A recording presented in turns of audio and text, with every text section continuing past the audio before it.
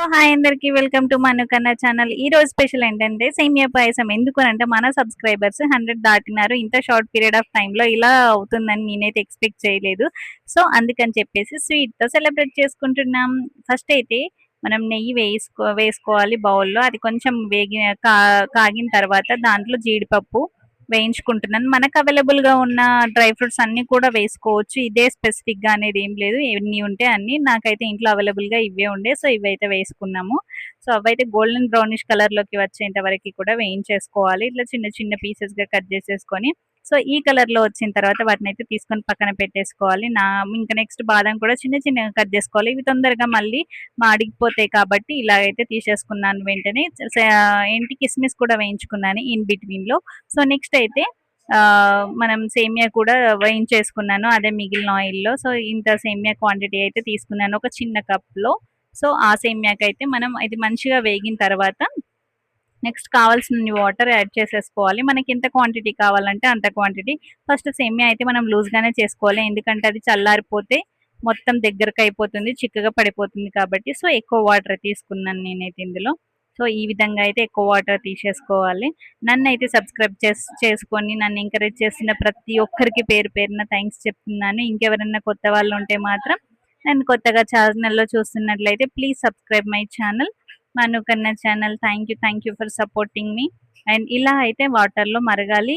మరగాలి means కొంచెం మెత్తగా అవ్వాలి కదా సేమియా. సో మెత్తగా అయ్యే వరకు ఉడికించుకోవాలి ఆ విధంగానే. సో అది ఉడికిన తర్వాత ఉడికిందా లేదా అని మధ్య మధ్యలో చెక్ చేసుకోవచ్చు. మరీ గట్టిగా ఉంటే సేమియా బాగుండదు కదా. సో అందుకని చెప్పి ఇదైతే ఉడకనివ్వాలి. మంచిగా ఒక 5 మినిట్స్ అలా ఉడకనిచ్చిన తర్వాత ఈ విధంగా అయితే తెలిసిపోతూ ఉంటుంది మనకి. సో స్వీట్‌నెస్ మనం ఎట్లా అంటే అట్లా యాడ్ చేసేసుకోవచ్చు. నెక్స్ట్ షుగర్ కూడా యాడ్ చేసేసుకుందాం మనము.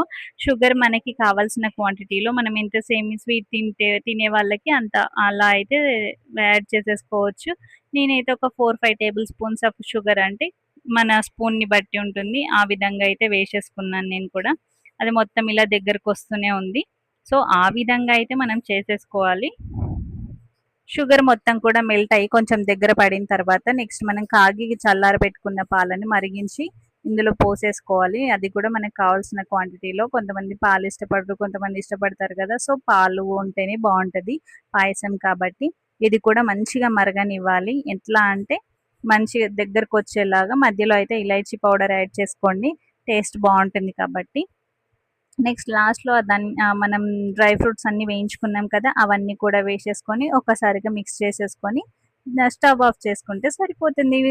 టేస్టీ స్వీట్‌గా ఉండే సేమియా రెడీ అయిపోయింది. సేమియా పాయసం మీరు కూడా ఒకసారి ట్రై చేసి ఎలా ఉందో కామెంట్ చేయండి. Thank you for supporting me.